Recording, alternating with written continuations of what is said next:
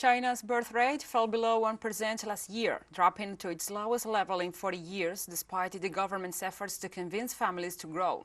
We have more details with our correspondent, Iramsy. Government's policies to stimulate birth continue to fail. Chinese birth rate plummeted last year, falling to its lowest level in more than 40 years, raising alarm among authorities and experts about the danger of demographic crisis. In 2020, the Chinese nation counted with 8.5 births per 1,000 inhabitants, the lowest number since 1978.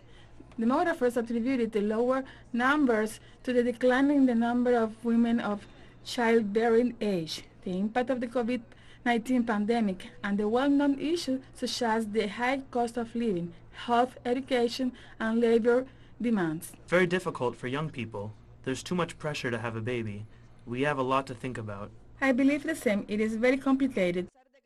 Despite the fact that in 2016 the one-child policy was eliminated and an amendment was passed by China's parliament this year to allow and to encourage couples to have up to 3 offspring, the measures have not had the desired effect, and Beijing faces the risk of an aging population and a decline in the number of workers.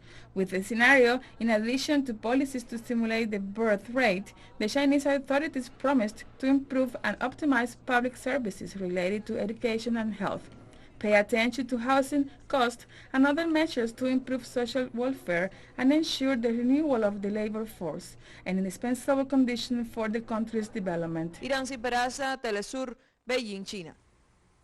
Thank you, Iramsy, for this report, and now we continue to other topics.